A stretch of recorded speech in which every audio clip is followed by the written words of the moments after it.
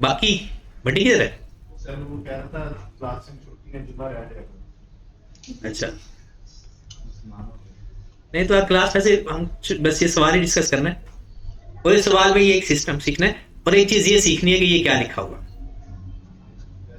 Just in time inventory system का मतलब है there is no opening and closing stock. ये कॉस्ट कॉस्ट के अंदर है, ये नहीं कॉस्ट के अंदर भी है, ये कॉस्ट के अंदर ये सिस्टम है। Just in time inventory system होता है ये जब जरूरत पड़े उसी वक्त ही आपने मंगवाना है और वो आपको अवेलेबल होता है, तो there is no holding stock. आगे लिखा the Crystal Limited is engaged in the business of supplying plastic chairs are to school and hospitals in Karachi. The following data has been extracted from the CL business plan. कहता है ये उसका plan का data आपको given है, forecasted. कहता है जी purchases उसने बताई हुई हैं। अक्सर लोग इस चीज को देखे बगैर इसको सेल समझ लेते हैं। ये परचेज बताई हुई थी। कहते हैं all the above amounts are exclusive of sale tax. और आपको पता है जब भी हम किसी को पेमेंट करें या किसी से पैसे लेते हैं उसमें सेल टैक्स की अमाउंट मौजूद होती है। नो डाउट बाद में हम किस में जमा करवा देते हैं, आउटपुट टैक्स और इनपुट टैक्स का डिफरेंस। वो जो सेल टैक्स के अंदर हम करते हैं तो आउटपुट और इनपुट टैक्स का जो डिफरेंस आ रहा होता है वो हम जमा करवा देते हैं ट्रेजरी डिपार्टमेंट को। आगे वो लिखता है कि जनाब sale tax is charged at the rate of 17% and is payable at the 15th day of the next month along with the sale tax return. Refund if any we received 1 month after submission of the sale tax return. कहते हैं जब हम एक महीने बाद ना अगले महीने की 15 तारीख को हमने सेल टैक्स रिटर्न सबमिट करवाते, कहते हैं अगर हमारा रिफंड निकलता है ना वो उससे भी अगले महीने मिलता है। और अगर हमारा पेमेंट वाला निकलता है रिफंड से हमें यह पता चला कि हमने परचेज का भी टैक्स लेना है और सेल का भी लेना है, और फिर इनपुट और आउटपुट का जो डिफरेंस है वो अगर नेगेटिव आ जाता तो रिफंड आ जाएगा, पॉजिटिव आएगा तो हम जमा करवा देंगे। उसके बाद वो लिखता है 70% of the sales are made to the hospital on 2-month credit, whereas the rest of the sales are made to school on credit of 1 month. All debtors are expected to be properly settled their debt. कहता है जो वादा किया हुआ ना उसके पैसे उसी वक्त दे देते हैं। और आप लोगों का 20% यहां से क्या चीज फाइंड हो रही है, सेल्स, सीपीएस उसने दे दिया। 10% of the creditors paid in the month of purchase, 60% first month of the subsequent 30%। ये तो वो सिंपल, ये कॉन्सेप्ट हमारा हो चुका है। Monthly salaries and wages 95,000 are paid in the month in which they are incurred, ये भी ओके है। Monthly rent 50,000 is paid in a quarterly basis, तो आपने 150 पे करना है पहले उस यानी क्वार्टर के शुरू में, क्योंकि उसने कहा है मंथली रेंट 50,000 है और आपने क्वार्टर का एडवांस पे करना है। तो क्वार्टर का एडवांस कितना बना, 150,000। और आज का कॉन्सेप्ट, आज का सवाल या आज की बात वो ये है, इसको हमने कैसे डील किया करना है ये हमने इस सवाल के अंदर सीखना है। ठीक होगी बात। हर सवाल के अंदर जो नई चीज आप सीखते जाओगे वो आपका एक कॉन्सेप्ट बन जाएगा। आप चाहो तो वो चीज के अलग एक समरी बना लो। हर नई चीज जो सवाल के अंदर आए आप एक समरी बनाओ और उसका एक अलग ही सवाल बन जाएगा हमारा, जिसके अंदर सारी पॉसिबल चीजें, जैसे इसमें सिर्फ 2 चीजें, एक सेल टैक्स का काम आया है और एक ये चीज है, बाकी सारी चीजें रिपीटेड है। Other overhead expenses are estimated 6% of the sales for the previous month. पिछले महीने की जो सेल्स हैं उसका 6% इस महीने का हमारा अदर एक्सपेंसेस है। हाँ, इसमें भी एक ट्रिक है, ट्रिक नहीं अजम्पशन है। जो आई क्या आपने अजम्पशन के साथ किया होगा वो मैं बता देता हूं। जो आपने अजम्पशन अगर ली है 6% जो आपने लिया होगा वो भी ठीक होगा। उसके बाद वो कहता है कैश आपके पास पहले 1 मिलियन का अवेलेबल है। कहता है मंथली बेसिस के ऊपर आपने क्वार्टर का बनाना। अगर वो कहना मंथली बेसिस तो हमने तीनों महीनों को अलग अलग शो करना है। अगर वो कहता मंथली इज नॉट रिक्वायर्ड तो तीनों महीनों को प्लस करके एक शो करना है क्वार्टर का। अगर मंथली कहे तो हर महीने का अलग अलग शो करना है, और अगर क्वार्टर का कहे और मंथली नॉट रिक्वायर्ड कहे तो फिर आपने सिर्फ टोटल का कॉलम लिखना। तो फिर टोटल का कॉलम कंफर्म लिखना, चाहे आप 3 महीनों का मंथली भी साथ ही लिखो, क्योंकि उसने क्वार्टर का पूछा आपको। तो इसमें क्वार्टर का नहीं पूछा, उसने कहा मंथ बेसिस पे बनाओ, तो टोटल करना जरूरी नहीं है। चलिए जी बिस्मिल्लाह करते हैं। सबसे पहले तो क्रिस्टल लिमिटेड है, ये जो भी लिखा हुआ है कैश बजट है।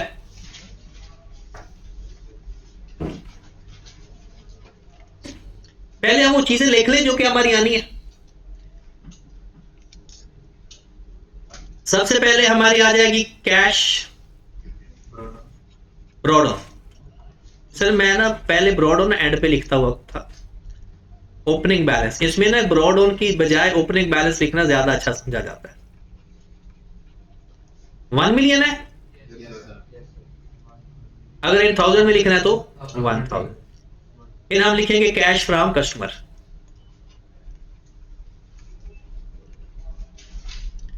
अगर आप स्कूल और हॉस्पिटल का इकट्ठा लिखना चाहते हो तो वर्किंग में करके दोनों को प्लस करके लिख लो, या अगर आप स्कूल का भी इधर लिखना चाहते हो तो स्कूल का भी लिख लो और हॉस्पिटल का भी आप लिख लो। 70-30% ही करना है ना, वो आपने अलग अलग करके लिखना है, वो आपकी मर्जी है, इकट्ठा करके लिखना है वो आपकी मर्जी है। Working number 1। फिर cash paid to supplier, working number 2। फिर हमारे पास आ जाएगा जनाब सेल टैक्स पेड,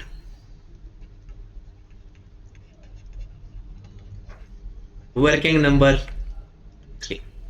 जो चीजें हमें नजर आ रही है ना कि ये आ रही है वो लिख लेते हैं, बाद में जो एक्स्ट्रा चीजें आती जाएगी वो ऐड करते जाएंगे। उसके बाद सैलरीज एंड वेजेस, फिर रेंट है, फिर अदर ओवरहेड्स है, फिर सेलिंग एक्सपेंस है। उसके बाद 6% वाला भी हो गया इसके अंदर। चलें जी, यहां पर हम नाम लिख देते हैं कि जनाब कौन कौन सा महीना बनता है, अक्टूबर, नवंबर और दिसंबर। चलें जी बिस्मिल्लाह करते हैं 1 बाय 1। सबसे पहले आपके पास ये डाटा गिवन है परचेज का। यहां से हम पहले सीपीएस लगाकर सेल फाइंड कर लेते हैं, ठीक है। तो सेल मैं इधर ही फाइंड कर लेता हूं। सीपीएस कितना है, 25%। 20% ऑफ सेल, तो हमारे पास गिवन है कॉस्ट। इसका मतलब है कि 600 को 80 पे डिवाइड कर दें और 100 से मल्टी। इन सब के साथ ऐसा ही सलूक करना है। तो करो जरा, इसका कितनी आ गई, 715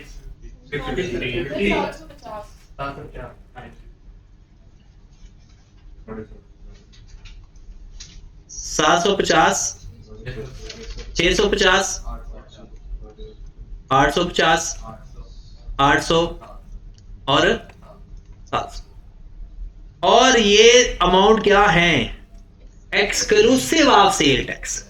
क्या है, तो हमने सेल टैक्स जो होता है वो परचेज के ऊपर भी पे करना होता है और सेल के ऊपर रिकवर करना होता है। कौन सा टैक्स आउटपुट होता है और कौन सा इनपुट होता है। सेल के ऊपर जो हमने पे करना होता है वो हमारा आउटपुट टैक्स होता है, और परचेज के ऊपर जो हम ऑलरेडी पे कर चुके होते हैं वो इनपुट होता है। तो जितना हमारा आउटपुट बनता है उसमें से इनपुट रिकवर कर लेते हैं, जो बाकी बचता है वो हमने पे कर देना होता है, क्योंकि इनपुट टैक्स हम ऑलरेडी सप्लायर को पे कर चुके होते हैं और रिकवर कितना कर चुके होते हैं, कस्टमर से। तो उसका जो डिफरेंस होता है वो हमने अब पे करना होता है।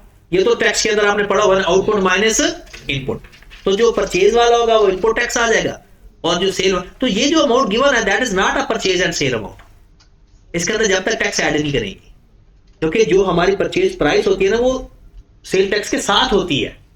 जैसे ये मैंने पेन खरीदा तो इसके अंदर मैंने टैक्स भी पे करना है और इसकी एक्चुअल प्राइस भी पे करना है। तो अब आप करें जरा जनाब, इसको फाइंड करते हैं, इनका टैक्स, दोनों का अलग अलग टैक्स फाइंड कर ले या दोनों का डिफरेंस लेकर टैक्स फाइंड कर ले, आपकी अपनी मर्जी है। मैं यहां पर टैक्स फाइंड कर देता हूं। 600 का 17%, 600 का 17% बता दें। मैं यहां पर इनपुट टैक्स फाइंड कर रहा हूं और नीचे मैं आउटपुट टैक्स निकालूंगा जी। 600 का 17%, 102 88.4, नेक्स्ट 115.4, 6 108.8 फिर 95. ये मेरा इनपुट टैक्स आ गया और ये मैं परचेज की प्राइस में ऐड करूंगा, दैट इज माय परचेजेस। और सेल टैक्स का 15% लेस, 750 का 15% 17% सॉरी 127.5 110.5 144.5 136 190 90। तो ये बात तो पता है ना सबको कि जो अमाउंट गिवन थी वो एक्सक्लूडेड ऑफ सेल टैक्स थी। हमने पहले उनकी सेल परचेज फाइंड करके उनमें अब टैक्स भी ऐड कर देना है, वो हमारी आ जाएगी एक्चुअल सेल्स की अमाउंट आ जाएगी जो कस्टमर से रिकवर करनी है हमने या सप्लायर को पे करनी है। लेकिन गवर्नमेंट को हमने कितने पे करने हैं? क्या ये दोनों पे करेंगे? नहीं, इनपुट तो हम सप्लायर को देकर आ चुके हैं, आउटपुट हमने कस्टमर से ले लिया है। तो एक्चुअल में हमारी जो लायबिलिटी बनेगी ना, cell tax paid, sale tax जो बनता कितना है वो आउटपुट माइनस इनपुट। करो जरा इनका डिफरेंस लो, 25.5 22.1 28.9 27.5 23. सारा ही पॉजिटिव आ गया। इसका मतलब सारी टैक्स लायबिलिटी आ गई, रिफंड कोई भी नहीं आया क्योंकि रिफंड की कंडीशन कोई और है। और आपको पता है ये जो 25,005 है ये आप कब पे करोगे? अगस्त के अंदर, ये सितंबर के अंदर, सितंबर वाला अक्टूबर के अंदर, अक्टूबर वाला क्योंकि हर अगले महीने की 15 तारीख को। लो जनाब, वो टैक्स पेमेंट वाला जो आपने कॉलम लिखा था वो तो हमारा फाइंड हो गया।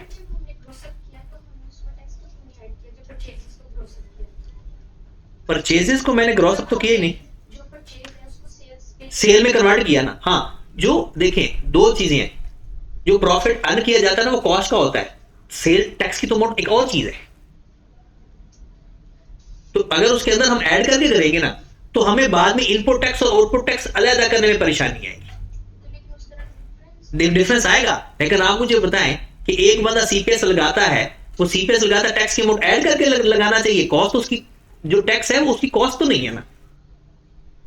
देखिए ये तो हमने गवर्नमेंट को देना है ना, ठीक है। हाँ, अगर आप इसको इस तरह से करते हो कि आप ये कहते हो कि जी 600 के अंदर 102 ऐड कर दें, फिर उसके बाद इसके ऊपर सीपीएस लगाएं, तब सेल निकले हमारी, राइट। वैसे भी अगर आप कर लोगे तो उसके अंदर जो टैक्स की अमाउंट होगी ना, सेल टैक्स की अमाउंट और परचेज टैक्स की अमाउंट, वो थोड़ा मुश्किल हो जाएगा हमारे लिए फाइंड करना। अलग अलग ये है ना, इनपुट टैक्स भी अलग फाइंड हो गया, आउटपुट टैक्स भी अलग फाइंड हो गया। अदरवाइज अगर आप इसकी सेल की अमाउंट इस तरह से भी फाइंड करोगे ना तो जवाब ठीक माना जाता है। उसकी वजह वो रिफंडेबल नॉन रिफंडेबल का चक्कर पड़ जाता है। ये एडजस्टेबल है, इसलिए ये कॉस्ट का हिस्सा नहीं होगा क्योंकि हम एडजस्ट कर रहे हैं ना इनपुट और आउटपुट को। और अगर इनपुट और आउटपुट एडजस्ट ना करते तो फिर तो उसकी ओरिजिनल कॉस्ट का हिस्सा बनता, फिर हम उसको ओरिजिनल लेते। ठीक होगी बात। तो अगर आप में से किसी ने सेल टैक्स ऐड करके लगा दे तो इस पे कोई मसला नहीं होगा, ठीक है। कोई इतना ज्यादा ये वो अकाउंटिंग वाली चीजें ये नहीं है। यहां पर बस ये चीज है कि ये चीज होनी चाहिए, इसकी ट्रीटमेंट सवाल के अंदर नजर आनी चाहिए। ठीक होगी बात। कौन सा 5 वाला? ये चले बाकी ठीक है। चले आप अपना ये सेल टैक्स की अमाउंट तो लिख देना, लिखवाएं जरा। सेल टैक्स की पहले कितनी आई अक्टूबर की, सितंबर वाली अमाउंट बतानी है अक्टूबर की 22.1 और अक्टूबर वाली बताए नवंबर में 28.9। ये मेरे पास सेल टैक्स पेड आ गया। मेरे पास सेल्स भी आ गई हैं। अब उन सेल्स के अंदर 70% सेल्स हैं 2 मंथ क्रेडिट के ऊपर और 30% सेल्स हैं 1 महीने के ऊपर। तो पहले हम क्या करेंगे, 70-30 कर ले और फिर एक 2 महीने के क्रेडिट पे लिख दे और एक, तो यहां पर ही मैं आपको कर देता हूं। ये अमाउंट हमारे पास सेल्स पड़ी है ना, इसका 70-30 कर लेते हैं अलग अलग, ठीक है। यहां पर 70% में लिख रहा हूं। 750 का 70% बता दें 525, 650 का 455, 850 का 595, 560,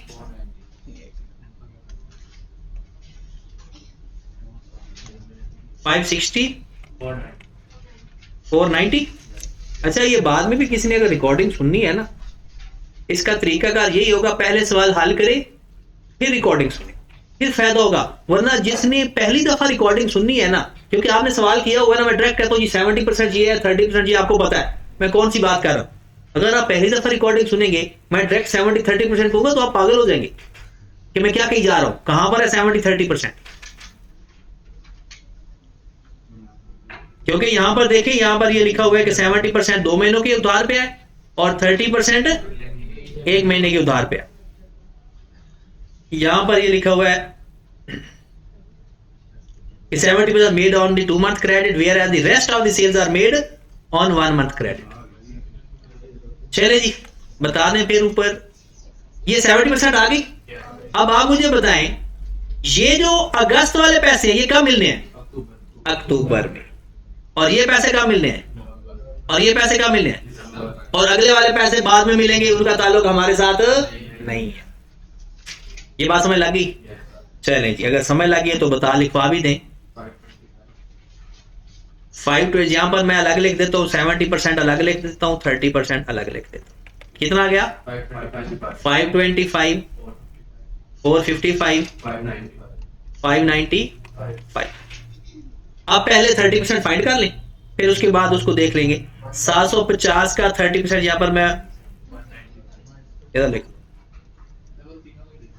चल जी 750 के नीचे में लगी है, यहां पर लिख लेगा 30%, 195,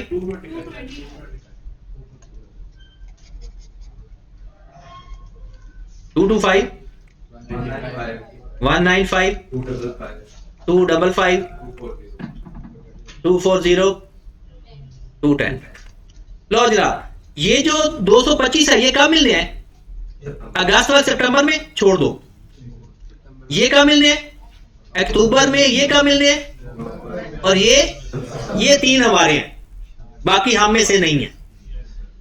ठीक है, तो 195, 255 और 240। तो 195, दूसरा क्या है? 255 और 240। लो जी, अब आगे सप्लाई। लेकिन पेपर में आपने ये टेक्निक नहीं अप्लाई की। पेपर में सबसे पहले नीचे वाला पोर्शन हल कर लेना है, क्योंकि वो डायरेक्ट होता है। नीचे वाला पोर्शन पहले हल करना, फिर उसके बाद ये सेल और परचेज पे जाना, क्योंकि उसमें थोड़ा टाइम लग सकता है। अब आ जाते हैं, हमने परचेज तो हमारे पास है, परचेजेस तो ये गिवन है, बस इसका करना क्या है? 10%, 60% और ये हमने करना सीख लिया हुआ है। और ये मेरे ख्याल में सबका ही ठीक होगा। अगर सबका बराबर है तो इसका मतलब जवाब ठीक होगा। आप मुझे डायरेक्ट लिखवा दें। 560, 628, 640। तो ये सबके देखे मैच कर रहा है, सबका आंसर मैं, क्योंकि ये चीज हम पहले ही सीख चुके हैं कि अगर किसी भी महीने की किस तरह से वो बाइफर्केशन करनी है। सैलरी एक्सपेंसेस, सैलरी और वेज क्या था, जिस महीने की है उसी महीने पे करनी है। और मंथली है कितनी? पर मंथ है तो 95,000 है, तो 95, 95, 95। रेंट उसने कहा है कि आपने हर क्वार्टर के शुरू में ही पे कर देना है, तीनों महीनों का। 50 एक महीने का है और आपने हर महीने का एडवांस, सॉरी क्वार्टर का एडवांस देना है। तो क्वार्टर स्टार्ट होता है अक्टूबर से। अदर एक्सपेंस, अच्छा ये जो ओवरहेड है ना 6% पिछले महीने की सेल से। अब आई कैप ने क्या किया हुआ है, अब और आपने क्या किया हो सकता है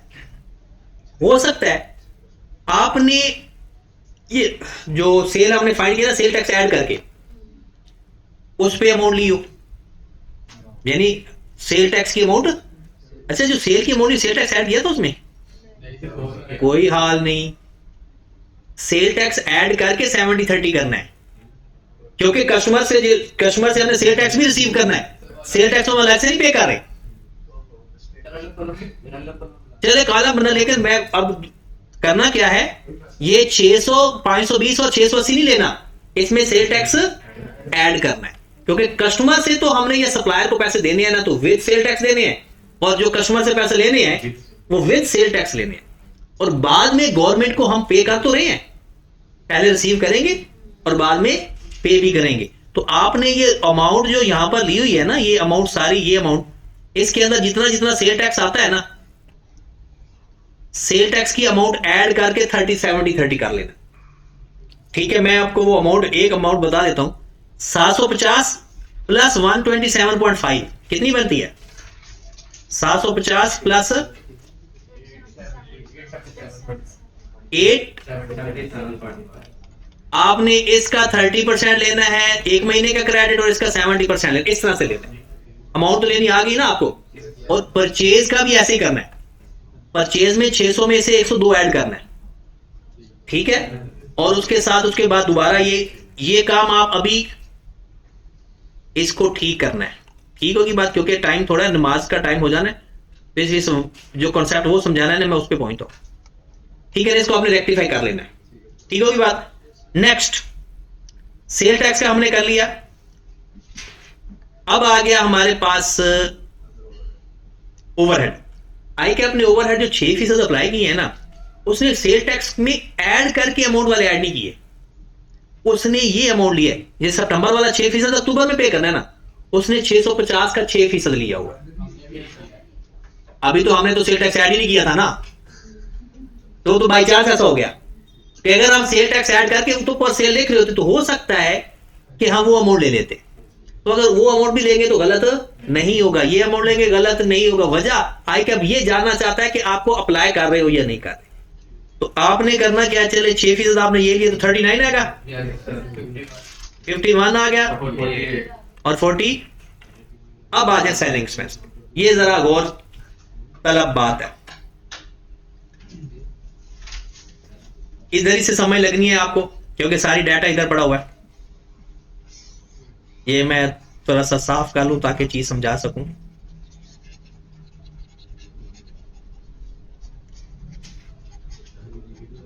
चले जी, पहले चल के पढ़ते हैं कि ये लिखा क्या हुआ है उसके बारे में। और ये सवाल कई दफा पेपर में आया हुआ है, ये चीज रिपीटेड है। कहता है सितंबर के महीने के आपके सेलिंग एक्सपेंस है 40,000 और जिसमें 35% फिक्स्ड हैं, बाकी सेल के ऊपर डिपेंड कर रहे हैं। डन।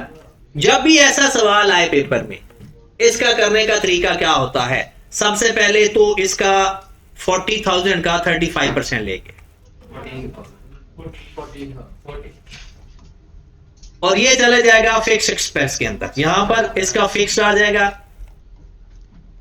हर साल का फिक्स्ड, फिर वेरिएबल। वेरिएबल के दो तरीके हैं, एक जो नॉर्मल बुक्स में गिवन होता है और एक जो हमें आता होता है। देखिएगा, जाग रहे हो ना सारे? आप मुझे बताएं कि जो आपको उसने सेलिंग एक्सपेंस बताया वो किस महीने के बताएं? सितंबर के। 35 में से 14,000 माइनस किया, बाकी कितने बच गए? 40 में से माइनस करने हैं। डन। ये वेरिएबल है, लेकिन किस महीने के? आपने सितंबर की सेल पे डिवाइड कर दो और जिस महीने के चाहिए उस महीने की सेल से मल्टीप्लाई कर दो। Given over given multiply by required. नहीं, जरूरत नहीं है इसकी। सेल टैक्स ऐड करके करोगे तो फिर सारे सेल टैक्स ऐड करके करो, और अगर बगैर सेल टैक्स से करोगे तो फिर सारे बगैर सेल टैक्स से कर। ठीक है, गिवन ओवर गिवन 26,000 किस महीने के हैं? सितंबर के, और सितंबर की सेल है 650 और हम मल्टी 26,000 से मुराद है 26, क्योंकि वो 1000 में है ना। तो अब 850 से मल्टीप्लाई करेंगे तो अक्टूबर आ जाएगा, 800 से मल्टीप्लाई करेंगे और 700 से मल्टीप्लाई करेंगे। ये इसका तरीका क्या है? 26 को 650 पे डिवाइड करो, वो बनता था 0 पॉइंट, और इसको सबसे मल्टीप्लाई कर। यही कर रहे थे पहले नियम, इसको सबसे मल्टीप्लाई कर। तो ये होता है कि अगर जब आपको किसी एक महीने का वो टोटल एक्सपेंस देकर किसी एक पर बेस करवा दे तो ये आता होता है पॉइंट। ठीक है, लो जनाब, सादा सवालों का हो गया खात्मा। अब आपके बहुत अच्छे सवाल है, यकीन जाने कि आपको वाकई बहुत मजा आएगा, बहुत अच्छा लगेगा, और ये सवाल आपने करने जरूर है। एंड करना है। क्वीन वाला सवाल आपने करना है कल, सिर्फ एक क्वीन वाला, ठीक है, एक ही सवाल करना है। वैसे तो जुमा गुजर गया, आप आगे पढ़ने वाला टाइम है, चले कल 2 दे देंगे, कल हफ्ता होगा ना, तो आज एक ही। ये अच्छा सवाल है, इसको करना जरूरी है और किसी भी तरह से इससे ना थकना नहीं है, डीमोटिवेट नहीं होना, सवाल का इख्तिताम होना चाहिए बस। ठीक होगी बात? ओके जी।